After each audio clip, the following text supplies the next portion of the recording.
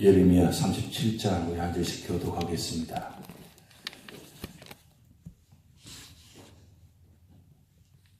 요시야 아들 시드기야가 여호야김의 아들 고니아의 뒤를 이어 왕이 되었으니 이는 바벨론의 느부갓네살 왕이 그들을 유다 땅의 왕으로 삼음이었더라.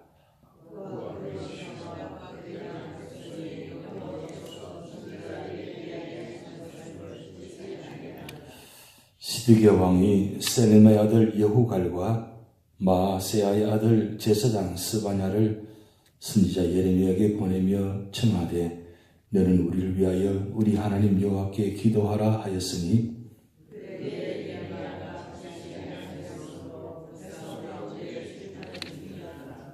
파라오의 군대가 애굽에서 나오매 예루살렘을 에워쌌던 갈대인이 그 소문을 듣고 예루살렘에서 떠났더라.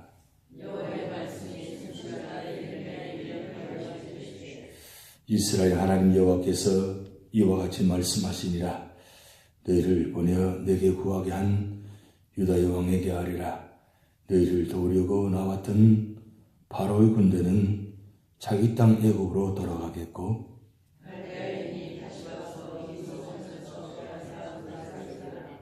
여호와께서 이와 같이 말씀하시니라. 너희는 스스로 새겨 말하기를 갈대인이 반드시 우리를 떠나리라 하지 말라. 그들이 떠나지 아니하리라.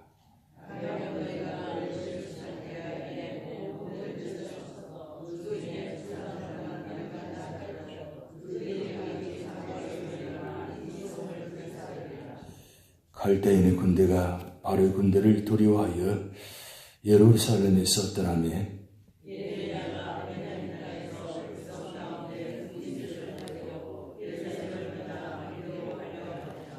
베냐민 문에 이른즉 하나님의 손자여 셀레마의 아들인 이리야라는 이름하는 문지기의 우두머리가 선지자 예레미야를 붙잡아 이르되 내가 갈대인에게 항복하려 하는도다.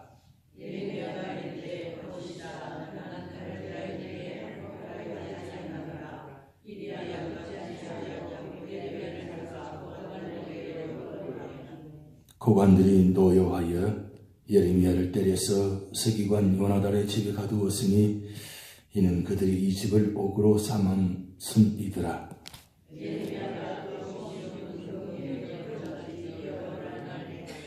시드기야 왕이 사람을 보내어 그를 끌어내고 왕 중에서 그에게 비밀이 물어 이르되 여호와께로부터 받은 말씀이 있느냐? 예레미야가 대답하되 있나이다. 또 이르되 왕이 바벨론의 왕의 손에 넘겨지리이다.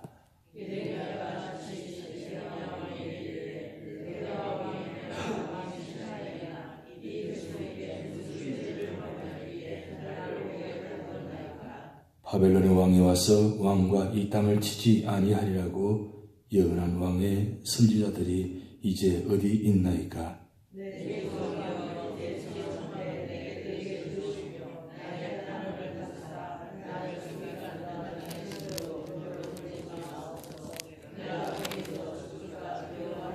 합독하시겠습니다. 이에 시드기야 왕이 명령하여 예레미야를 감옥들에 두고 떡 만드는 자의 거리에서 매일 떡 한 개를 그에게 주며 하게매 성중에 떡이 떨어질 때까지 이르니라. 예레미야가 감옥들에 머무니라. 아멘. 이번 한 주간도 여러분 삶의 자리 기도하는 모든 제목들이 합력하여 선을 이룰 줄 믿습니다. 예레미야 37장은 하나님께서 마지막 시드기에게 역사하시는 장면의 모습이 나타나는 장면입니다.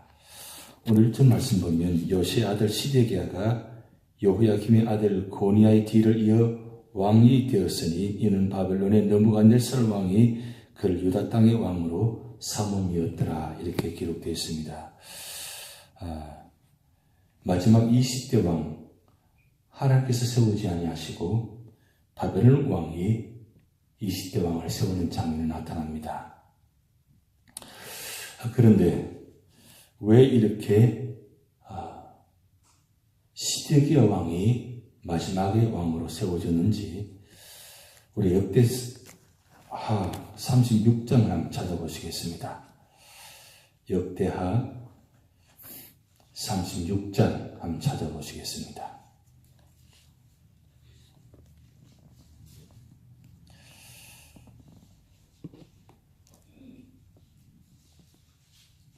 역대하 36장 708면입니다. 우리 5절부터 10절까지 우리 한 절씩 교독하겠습니다. 역대하 36장. 여호야김이 왕위에 오를 때에 나이가 25세라 예루살렘에서 11년 동안 다스리며 그의 하나님 여호와 보시기에 악을 행하였더라. 바벨 왕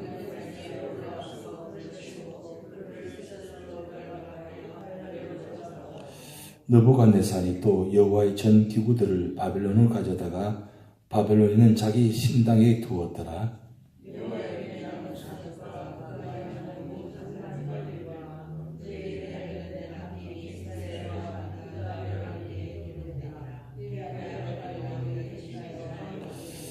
여호야긴 왕위에 오를 때 나이가 8세라 예루살렘에서 석 달여를 동안 다스리며 여호와 보시기에 악을 행하였더라.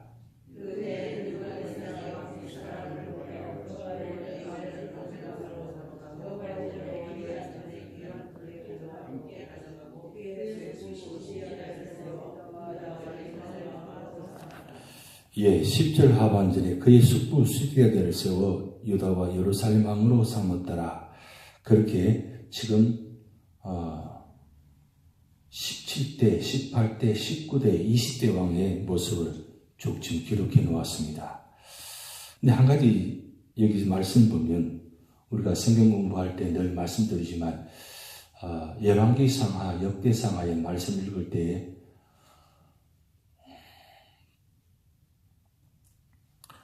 여호와 보시기에 정직히 행하였더라. 여호와 보시기에 악을 행하였더라. 거기다가 색깔을 칠해놓으면 그 모습이 어떤 모습인지 정확히 보이는데 오늘 36장에 세 명의 왕이 등장하는데 보면 다 여호와 보시기에 악을 행하였더라 이렇게 기록되어 있습니다. 지금 요시야김 왕 이후에 17대부터 20대 왕까지의 모든 모습들은 여호와 보시기에 정직히 행하였더라 아니고 다 여호와 보시기에 악을 행하였더라 이렇게 기록되어 있습니다. 한나라의 왕은 하나님께서 세우신 왕들입니다. 그런데 보면 여호야김 왕부터 마지막 시드기야 왕까지 보면 다 바벨론이 왕이 통치하고 다스리고 그런 모습들이 기록되어 있습니다. 그렇다면 무슨 뜻입니까? 이 유다 나라가 이미 하나님 손에서 떠났다는 뜻입니다. 그런데 하나님께서 그때마다 언제나 말씀하고 계셨습니다. 완전히 떠나신 것이 아니라 돌아올 수 있도록 기회를 주시고 늘 말씀하셨습니다. 그런데도 여기 유다 왕들은 그 하나님의 말씀을 듣지 않고 악을 행하는 모습. 여러분 특별히 오늘 9절에 보면 여호야킨 왕이 19대 왕인데 여호야킨 왕이 석 달여를 동안 다스리며 여호와 보시기에 악을 행하였더라 그랬어요. 석 달여를 동안 얼마나 짧은 기간입니까? 그런데 그 짧은 기간 동안 하나님을 엎드리지 않고 악을 행하였더라 그랬어요. 결국 여호야킨, 그 여호야킨의 아버지 여호야킨 왕이 악을 행함으로 하나님께 치셔서 결국 바벨론에 포로로 잡혀가게 만들고 쇠사슬로 그리고 이 19대 왕인 여호야킨 왕도 결국은 어떻게 됩니까? 바벨론에 포로로 잡혀가게 됩니다. 그러면서 마지막 20대 왕 시드기야 왕 이 시드기야 왕은 원래 이름이 마따니아입니다. 그런데 이 시드기야가 누구냐? 바로 요시야 왕의 넷째 아들입니다. 이 넷째 아들 이 마따니아를 이름을 바꿔가지고 시드기야 이름을 해서 그것도 바벨 왕이 이름을 시드기야라고 이름을 지었습니다. 그런데 놀라운 사실은 이 시드기야의 이름을 바벨 왕이 지었는데 불구하고 바벨 왕은 하나님을 믿지 않은 사람입니다. 그 하나님을 믿지 않은 사람이 이름을 시드기야로 지었습니다. 그 시드기야 이름 뜻이 여호와는 정의시다. 하나님은 정의로우신 분이다. 이렇게 이름을 지었어요. 그만큼 하나님 택한 사람은 하나님 믿지 않고 하나님 택하지 않은 사람, 다른 이방인의 왕이 하나님 믿지 않은 사람이 그 이름을 지는데 여호와는 정의시다. 여러분 그 무슨 뜻이겠습니까? 한마디로 말하면 이방인의 왕이 하나님의 이름으로 정의를 베푼다. 그 말이 되는 이야기예요. 조롱이죠 사실은.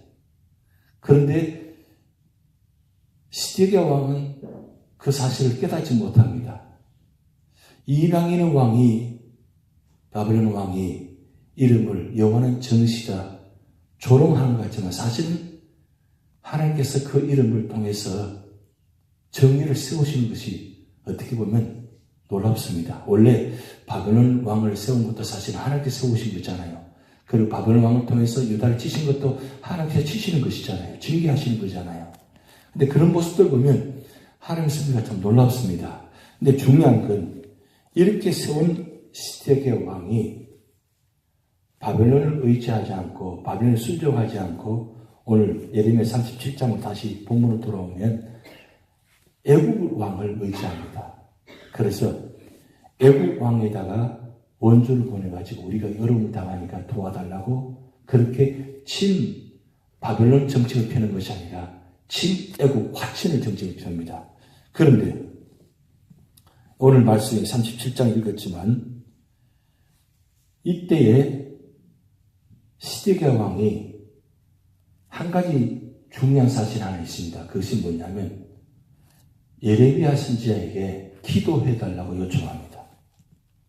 사실 시드기야 왕은 그럴 마음이 없습니다.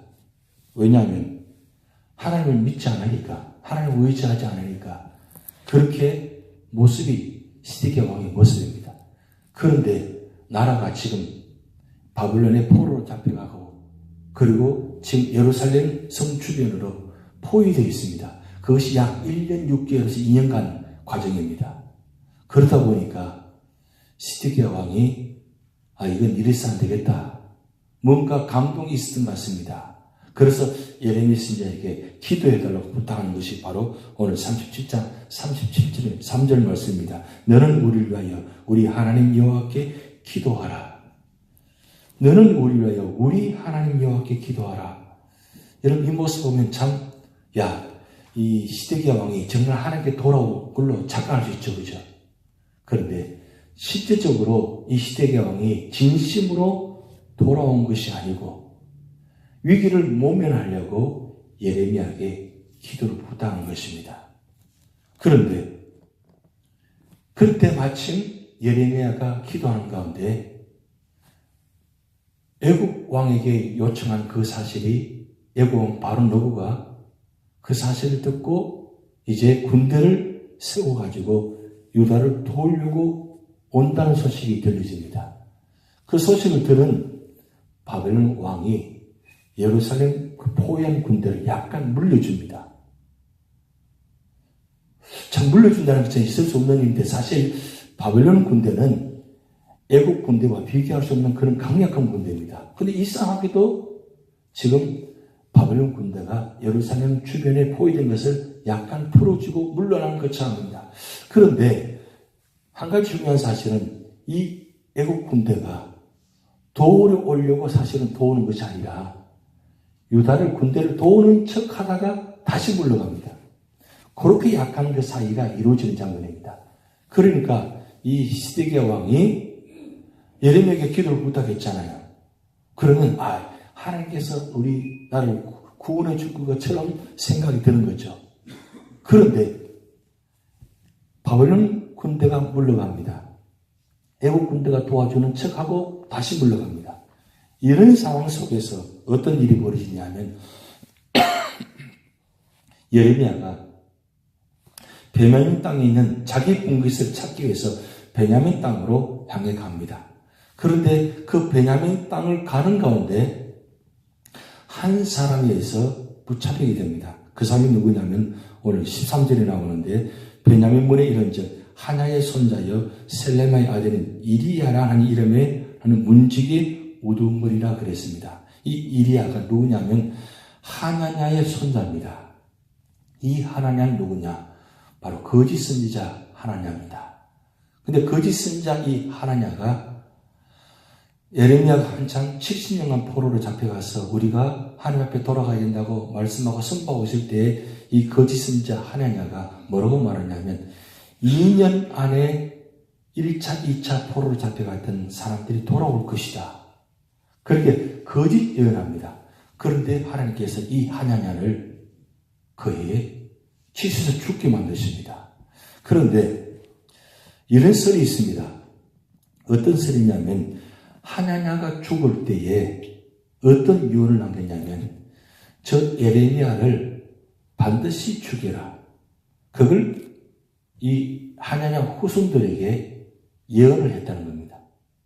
예레미야만큼 죽여야 된다. 라고 이야기를 했다는 겁니다. 그러니까 지금 이 문지기 우두머리 누구냐면 하나냐의 손자입니다. 손자가 이리야인데 이 이리야가 그 할아버지 하나의 말을 이야기를 듣고 예레미야만 기다리고 있는 사람입니다. 근데 마침 예레미야가 이 성문을 출입을 하고 있습니다. 그러니까 이 이리야가 어떻게 합니까? 이 예레미야를 사로잡아가지고 몽둥을 때리고 그리고 옥에 가둬버립니다. 이런 사건들이 지금 현재 진행되고 있는 겁니다. 그런데 오늘 16절 말씀 보면 예레미야가 뚜껑 씌운 웅덩이에 들어가 있다 그랬어요. 예레미야가 지금 이리야로부터 몽둥이 맞아가지고 거기다가 웅덩이에 지금 갇혀있는 상황입니다. 이 갇혀있는 상황 가운데 시드기야 왕이 이 소식을 듣고 그리고 예레미야를 불러냅니다. 불러내가지고 이렇게 이야기합니다. 내가 기도하였더니 무슨 하나님의 응답이 있느냐라고 지금 묻습니다. 그럴 때에 예레미야가 거기 이야기하는 장면이 나타납니다. 이런 상황 속에 전개되는 가운데서 우리가 무엇을 볼 수 있냐면 하나님의 말씀을 전하는 사람도 때로는 고통을 당할 수도 있고 때로는 믿음의 사람도 고난을 당할 수 있다는 것이고 그리고 믿음의 사람이 믿음으로 일을 할 때에 또한 거짓 선지자나 비난하는 사람들이 많이 있다는 사실입니다. 그것 때문에 때로는 시를 당하고 고통을 당할 때가 있다는 거죠. 예레미야 선지자가 이런 기도의 자리에 말씀의 자리에 하나님의 쓰는 자리에 있음에도 불구하고 결국은 토굴에 갇히게 되고 결국 매를 맞게 되고 이런 고통과 어려움을 당하는 상황이 바로 37장에 나타나는 장면입니다. 그러면 오늘 이 37장을 통해서 무엇을 말씀하시려고 이렇게 복잡하게 이런 말씀을 하게 하시느냐? 그것은 우리 삶의 자리에도 때로는 믿음으로 살다 보면 어려움을 당할 수 있다는 것입니다. 그것 때문에 때로는 매를 맞을 수도 있고 때로는 고난을 당할 수도 있고 때로는 어려움을 당할 수 있다는 것입니다. 그렇지만 예레미야 선지자가 언제나 한 가지 하는 사실은 뭐냐면 절대로 자기 자신의 하나님 뜻을 포기하지 않냐고 끝까지 믿음을 지키다는 겁니다. 예레미야가 언제나 하나님 편에 서 있었지 사람 편에 권력의 편에 서 있지 않았다는 사실입니다. 우리는 어려움을 당하면 어떻습니까? 그 어려움을 어떻게 모면하려고 이 위기를 모면하려고 자꾸 뭔가 사람을 의지하려고 자꾸 그렇게 할 수 있잖아요. 근데 예레미야는 이런 어려움을 당하는 가운데도 끝까지 하나님 말씀만 의지하고 그리고 기도의 자리에 있었다는 사실입니다. 토굴에 갇혀서도 매를 맞아도 언제나 기도의 자리에 있었다는 겁니다. 그렇다면 오늘 우리 삶의 자리도 마찬가지입니다. 어떤 삶의 자리에 있든 간에 끝까지 믿음을 지키는 성도 그리고 기도하는 성도 그렇게 될 때 하나님은 그 형편 처절하시고 반드시 구원해 내신다는 겁니다. 사람이 구원해내는 것이 아니라 어떤 문제가 그 문제를 해결해 주는 것이 아니라 하나님이 그 문제를, 그 상황을 해결해 주시고 구원해 주신다는 겁니다. 그렇기 때문에 이번 한 주간도 여러분 삶의 자리에 여러 가지 형편의 어려움들이, 여러 가지 문제들이 다가올 것입니다. 가정에서, 사업장에, 기도의 자리에, 심지어 기도의 자리에 있으면서도, 믿음의 자리에 있으면서도 그런 어려움이 당할 것입니다. 그럴 때 우리 눈이, 우리 생각이 어디에 향하느냐, 그죠? 그러기에 어떤 어려움이 다가온다 할지라도, 어떤 모습이 다가온다 할지라도 이 기도의 자리만큼 지키라는 거예요. 내가 기도하는 자리만큼 끝까지 지키라는 겁니다. 그럴 때 하나님은 그 믿음의 자리, 기도의 자리를 눈여겨보시고, 그리고 내가 생각지도 못한 방법 속으로 하나님은 인도하실 것입니다. 그러기에 이번 한 주간도 끝까지 믿음을 지키면서 승리하시는 여러분 되시기 바랍니다. 다 같이 기도를 하시겠습니다. 하늘에 계신 우리 아버지여, 이름이 거룩히 여김을 받으시오며 나라의 임하옵시며 뜻이 하늘에서 이룬 것 같이 땅에서도 이루어지이다. 오늘날 우리에게 일용할 양식을 주옵시고 우리가 우리에게 죄전자를 사하여 준 것 같이 우리 죄를 사하여 주옵시고 우리를 시험에 들게 하지 마옵시고 다만 악에서 구하옵소서. 대개 나라와 권세와 영광이 아버지께 영원히 있사옵나이다.